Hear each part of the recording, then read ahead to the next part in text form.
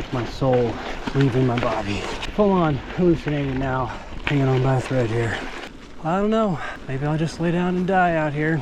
On the vapor trail, been riding through the night. My ass cheeks feel like they lost a fight. I'm chugging diabetes juice, sticky, sweet, and hot. My mouth feels like a syrup parking lot. The moon is long gone, sun's hanging high, but all I wanna do is lay down and die, lay down and die right here in the dirt. My soul is aching and my butt really hurts. My hands are beat to shit, can't hold on if I try.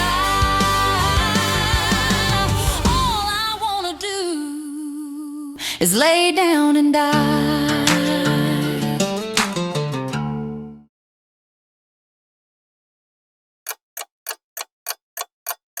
Joe and I are getting ready to leave for Salida. He is going to do the Vapor Trail today. We're going to stay through the week. And then I'm racing the Salida 76 gravel on Saturday and the Banana Belt on Sunday. So we have to pack for Joe's race, a week in Salida, my race, and fun little kicker for me, I turn around and Monday morning fly to Miami for work. Salida 76, Banana Belt. Joe's bike is going in the van, and then my bike's going on the outside because I still have time to clean mine. You may be a little confused. Let me quickly straighten a few things out. My bikes have time to be clean because my first race is a week from today. The race tonight, well, that tale is not mine. So, welcome to the Sendquest, Joe's version. Rita, what's he doing? What's he doing? Is he being dumb? He's gonna go do some really dumb shit. So what is she talking about? Well, this dumb shit is the Vapor Trail 125, a 125-mile mountain bike race that starts and finishes in Salida, Colorado. While most people are getting ready for bed, this race is just getting started. It kicks off at 10 p.m. and has you accumulating around 17,000 vertical feet. It features moonlit alpine views, sub-freezing temperatures, disembodied glowing eyes, hour-long technical descents, and the world's best aid stations. Among the other 149 nut jobs doing this race, my friend and Salida local Kyle will be racing as well, except he decided to make things even more difficult for himself. Look at this fuckery that our friend is doing. All of his gears fell off. Does that sound like a real bastard of a race? Well, it definitely is. You need to make sure that your body, bike, clothes, and nutrition are dialed to have the best chance out there. So let's talk about the gear first. I'd recommend a squishy bike with knobby tires and a small chainring. I dropped to a 30-tooth ring for this race and enjoyed that very much. You need lights that can burn for 8.5 hours and all the tools to keep your bike running in the backcountry. With temperatures down to freezing and a worse than usual overnight forecast of rain and snow, I needed to be prepared for a long, cold night and a potentially warm day to follow. So here is mostly everything that I wore or packed for the overnight portion of the race. All right, what did we land on gear-wise? Thick wool socks, just a normal jersey, undershirt to protect my nipples, cargo bibs, arm warmers and knee warmers, vest, little ear cover, buff, very light rain pants, light rain jacket, some warm gloves, vest, helmet, clear lenses, normal glasses, shitloads of stand-up comedy. Can't fall asleep if you're laughing. Not in my stiffest shoes. These are a little more flexible because there is hiking. A great thing about this race is that you pass through 5 amazingly well-stocked aid stations. However, I wanted to fuel this race with what I know works with my gut so that I could execute my typical long race nutrition plan. My fueling plan was to aim for about 80 grams of carbs per hour using Scratch Labs products for the entirety of the race. Between what's packed on my bike and in my Monarch drop bag, I have about 1 kilo of pure uncut Scratch high carb powder and about 15 bags of Scratch energy chews. The Vapor Trail had been on my list for years, and I finally decided that this would be the year that I would commit to it. All of my training this year was targeted at doing well in this race.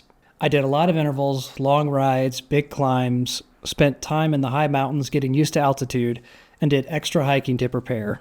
But as it does, real life conspired against me in the weeks leading up to the race with some unplanned extended time off the bike and a vicious cold a week out from the start.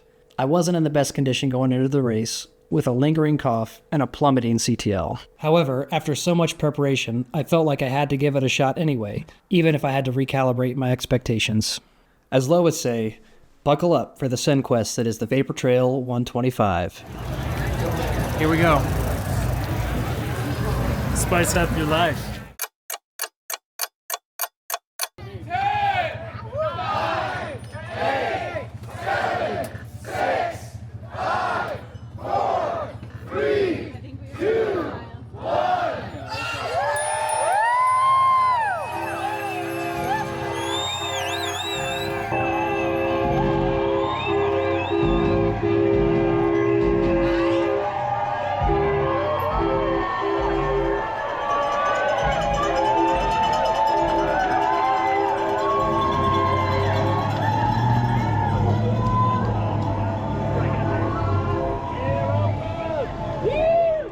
The race starts with a long neutral rollout that includes a coordinated P-break before crossing the highway.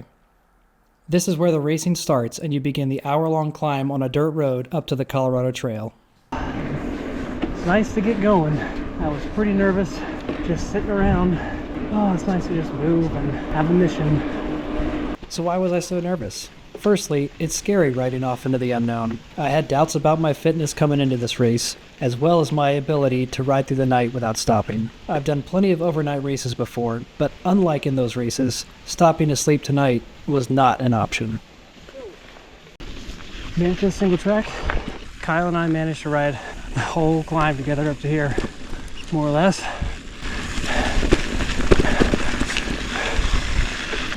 And it's pretty awesome. Night riding is just, oh, it's the best.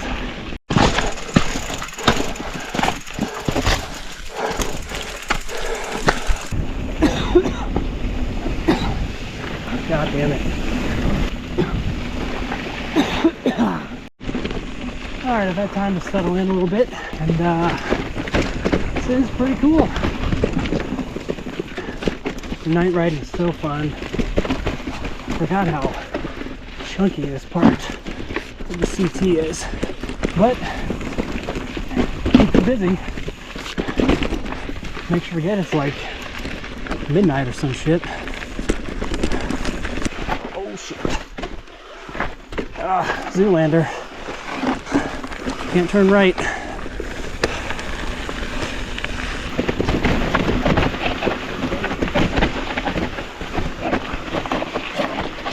Oh yeah.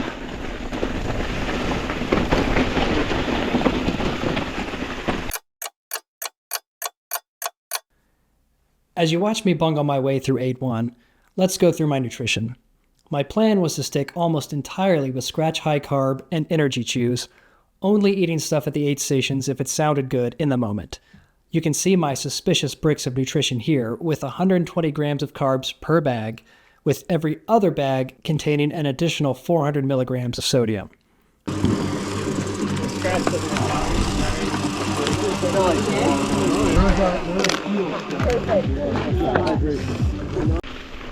Alright, just got through 8-1. Not super smooth, but learned some lessons. Number one, like I do at home, put the scratch in the bottle first and then put the water on. I freaked and had one of the volunteers put the water in first, and then I just made a mess. But I think we'll survive. This is the stretch that kind of intimidated me. I've never done any of this part of the route before. Looking down at my hammerhead here tells me this climb that we're on is 4,800 feet to the top and 20 miles. It's quite a big one. This is where the elevation really started to go up and the temperature plummeted. I was having trouble keeping my camera alive and had to repeatedly hide it in my jersey to bring it back to life. Unfortunately, my body was starting to fail as well. My legs started cramping. My legs are cramping a little bit, which is a little concerning. And I had to alternate between normal pedaling, standing, and walking just to keep moving. I'm trying to soft pedal as much as I can. I don't know. Maybe I'll just lay down and die out here. All I wanna do is lay down and die.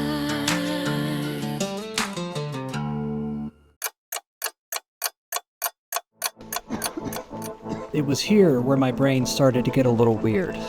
But these things tend to happen at 4 in the morning. The trees blur, the sky stretches on. Movement becomes automatic, unconscious. Each step takes you deeper into the night. Closer to the abyss. Your body lingers, but your self is gone. Only the darkness remains.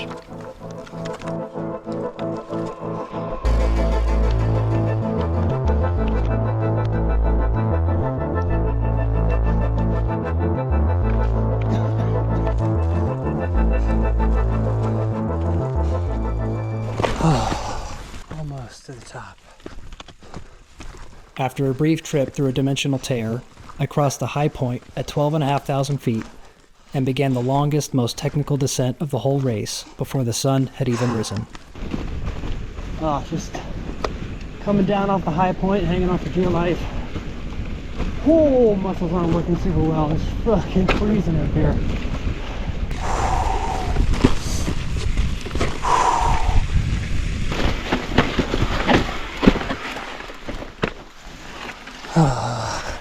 They told us to get off here, otherwise you could fall to your death.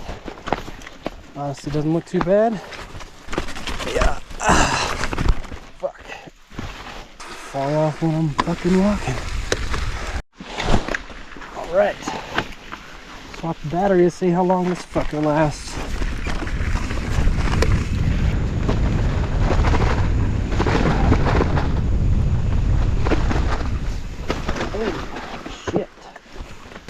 Do not want to get that wet. Ugh. It's moister than oyster out here.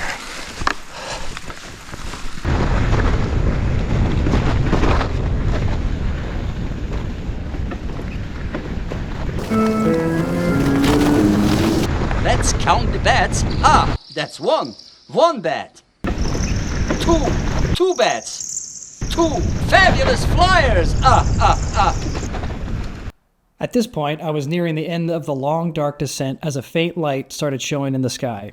And there's no better way to start your day than figuring out how to cross a creek without getting soaked when the temperatures are in the 30s. Where the fuck are people going? Looks like over here. Oh, Christ.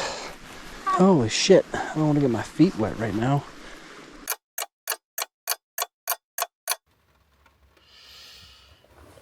Okay, it is a little before 6.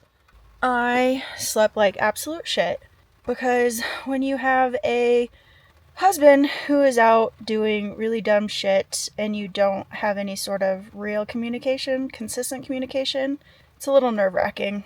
I dropped both the boys off at 10 p.m. last night. Oh, it was so cool to see how many people were out there and just the vibes were cool, and it was also insane to see how many people are just batshit crazy.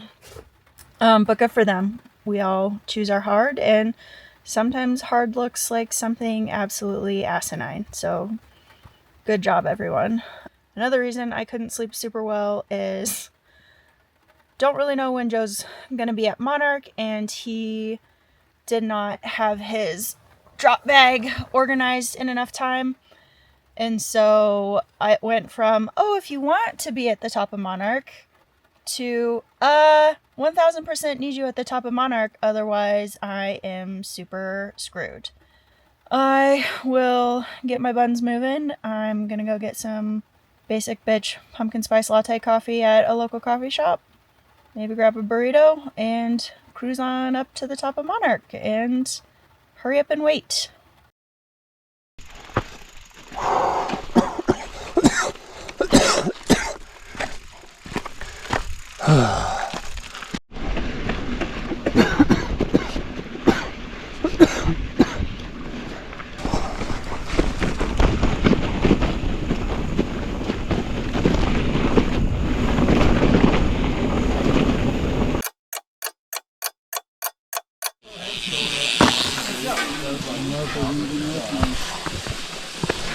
Alright, Well, I have.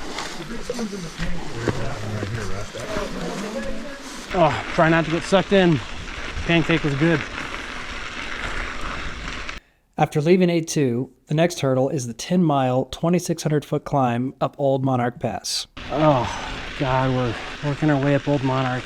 These climbs are just huge. But luckily, this fog is keeping it nice and cool. So I am out of water. And just gotta keep plugging. Okay, it is 7:46. Joe went through aid station 1 at 1:20, which means fuck all to me. He was supposed to send a message on his spot at aid station 2. I never received said text message, so it is a crapshoot on what time he will get here. He pulled some shit out of his ass and said somewhere around 8, so here I am. It's pretty freaking stressful because he didn't have his drop bag organized in enough time to leave it with the bike racers to have it here. So I did not sleep very well. I got up mildly early and making sure I didn't miss it. So he will be here anytime between now and like 9:30. It's fine. I hear music. That's meaning that I'm close. Oh shit.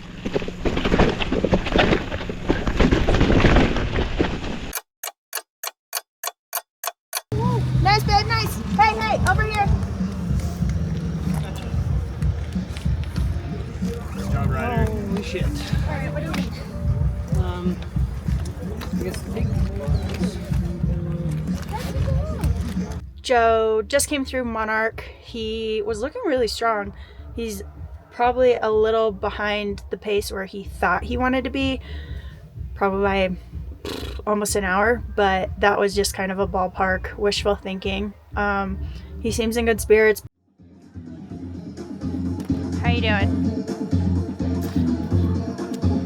These climbs are fucking huge. Bike's working well. He's fueling really well, it seems. Got him swapped out his bottles, put a couple more kilos of cocaine, aka high carb scratch, in his bag, and shoved some bacon in his pocket, and he's off. All right, bye. Good job. So only like 6 more hours of this. Before I can go kill roughly 6 hours, or God knows how many more hours, I froze my ass off a little bit longer to make sure I saw Kyle come through. I needed to know he was still thriving. And only 7 minutes later does he materialize from the mist. Fuck, you tried so hard. See you in a few more hours. All right. Fucking got this. Thanks for adjusting my shifting. Yep, you're welcome. Keep it up.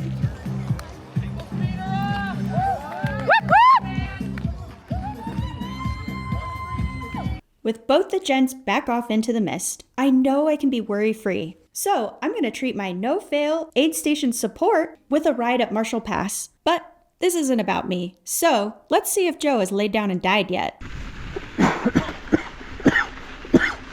Man, this fog is chilly. After a long, dark night and a cold, foggy dawn, we begin the traverse on the world-famous Monarch Crest Trail. And lucky for us, the clouds finally lift and set the scene for an epic morning bike ride.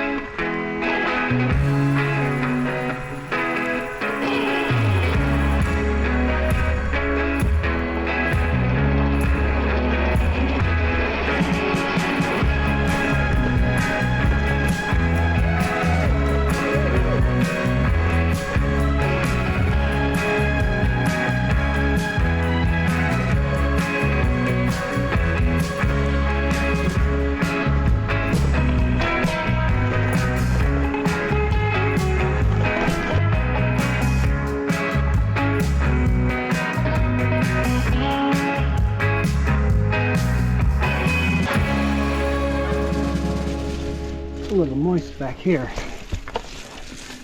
Macaroni in the pot. My brain is starting to turn to mush. Not able to think really well or talk really well.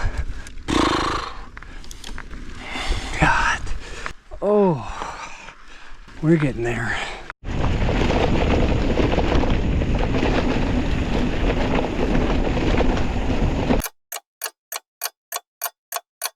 All right, just went through the second to last aid station.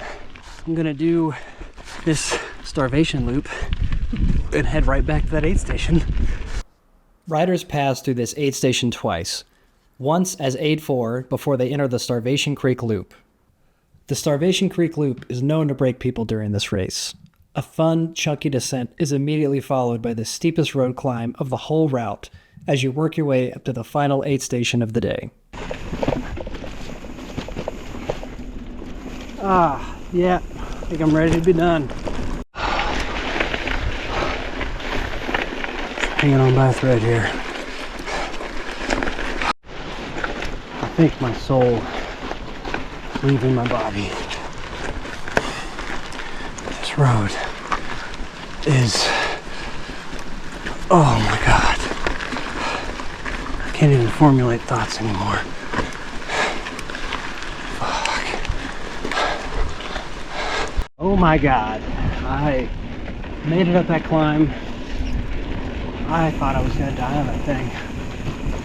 Jesus. Oh, one last time through this aid station and then just a quick 3 fucking hour ride back to the finish. Oh yeah, you signed up for this. Well, that climb just about killed me. But reaching the top was a huge mental milestone, knowing that I only had to face a mostly downhill, but still somehow ass-kicking 3-hour ride to the highway. I just finished my training ride up Marshall Pass, and whew, goddamn, it was so pretty. For a hot second, I did not have to worry about anybody. Anyways, I had an hour workout planned, completed my hour workout, and I was about 3 miles from the top of Marshall Pass. And so I just carried on up Marshall Pass and found the aid station up there. There were a handful of my really good friends up that were supporting that aid station. I missed Joe by about 15 minutes. He was on his way back, and so that leaves him with about 3-ish, maybe, I don't know, question mark, hours to get to the finish line. Good friend Natalie said that he was looking strong. He seemed relatively in good spirits, all things considered, because they're, 13 hours into this? I did, however, see Kyle.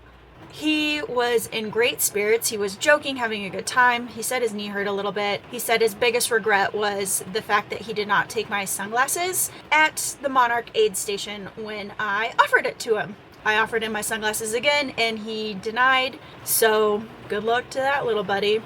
But I will head back to town.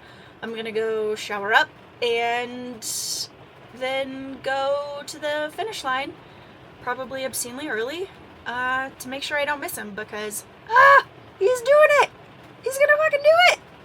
The guy who had all the doubts is just persevering. I'm so proud of him.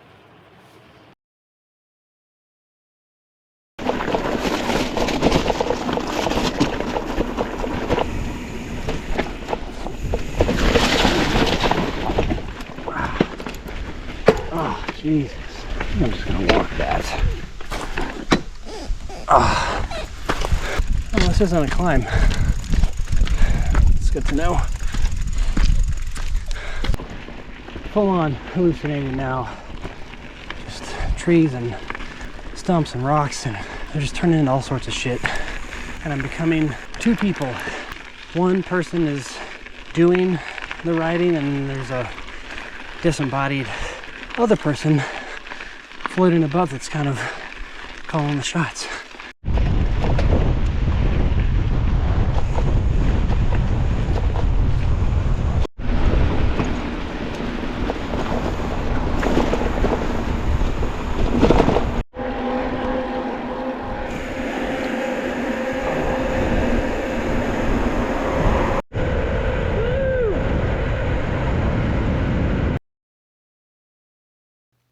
There are some moments that I wish that I could get on camera or had a full-time film crew just filming my life.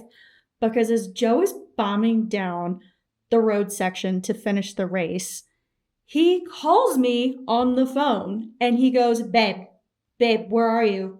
So I immediately start panicking and I'm like, shit, what's wrong? He's like, no, I'm almost done. I'm getting ready to finish. You need to go to the finish line.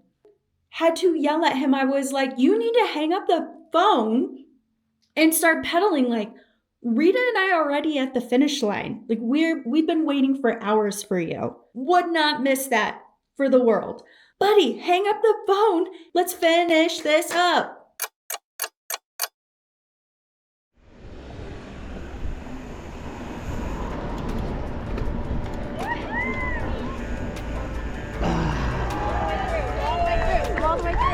Okay, this way?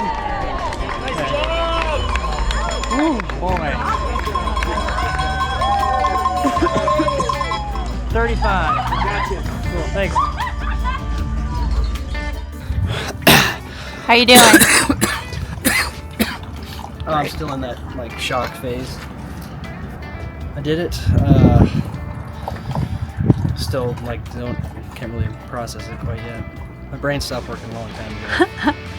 Oh, I was definitely hallucinating at the end, but yeah, a lot of things went better than I thought they would. Just didn't ride very fast. I finished the vapor trail in 17 hours and 24 minutes. Now that I've had some time to process everything, a lot of things went really well. My nutrition plan worked perfectly. Over the duration of the race, I went through 8 bottles and roughly 15 bags of gummies. That means in total, I ate about 1,500 grams of carbs over the duration of the race, which works out to about 85 grams an hour for 17 and a half hours. My bike setup was mostly fine. How'd your bike do? Fine, although it felt like my suspension completely stopped working in the like second half of the race. So yeah, I just got beat to shit in the last like 5 hours, probably. Was it the suspension or is it the fact that you rode for 16 hours straight? Yeah, it could be that. And I was able to push through the low moments and keep consistent forward progress no matter how bad I was feeling. Oh, God. All the way to Monarch was pretty enjoyable, I'd say. I mean, not in like a type 1 fun sort of way, but... And then once I started going down Starvation, that was misery. But honestly, I was very disappointed after having put so much time and energy into preparing for this race, only to end up well behind my goal time of 15 hours. However, considering everything that happened going into this race, being able to finish such a hard event is something I can be proud of. Speaking of finishing, Kyle managed his second finish of the Vapor Trail 125 at just over 18 hours with only 1 gear. You did it! Good job. I'm sleepy. Nice work, dude. Thanks for the help, Lo. You're very welcome. The Vapor Trail was an amazing experience that I would highly recommend to anyone ready to get their ass kicked and find their limits. It is so unique to move through these mountains at night and push yourself in ways that you just can't do in normal races. Congrats to all the other awesome people that started this race, and huge respect to Corey and Kate for breaking both the men and women's records this year. I spent the last few hours of the race saying never again, so naturally, I'm already signed up for next year. Here we go. Thank you so much for watching and the continued support through this channel. Up next is Lowe's doubleheader race weekend to close out the Cerberus Challenge. And as Lowe would say, until then, go do something epic.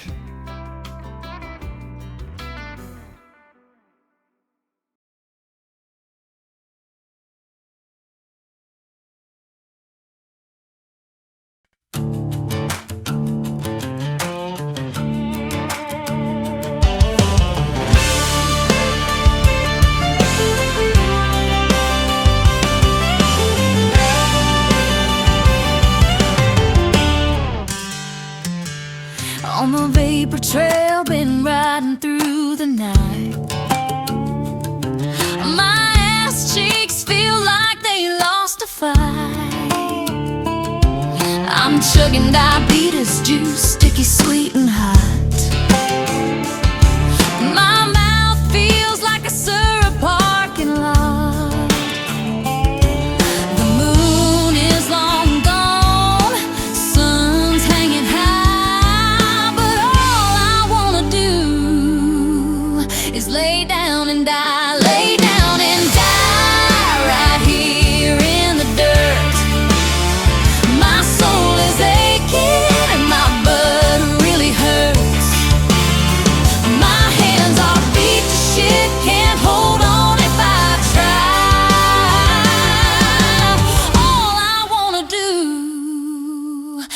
lay down and die.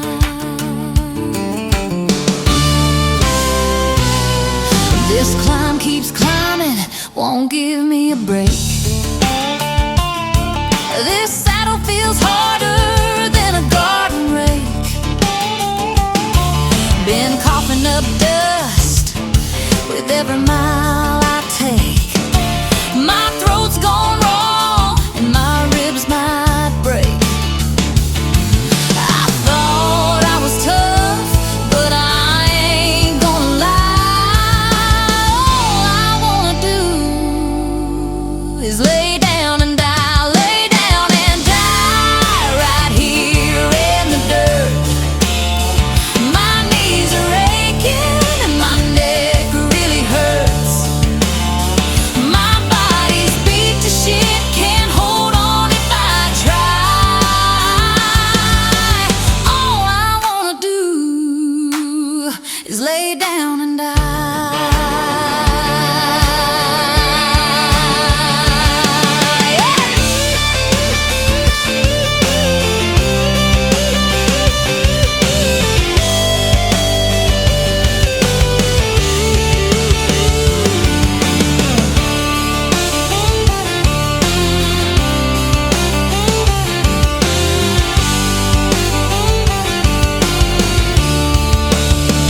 Lay down and die right here in the dirt.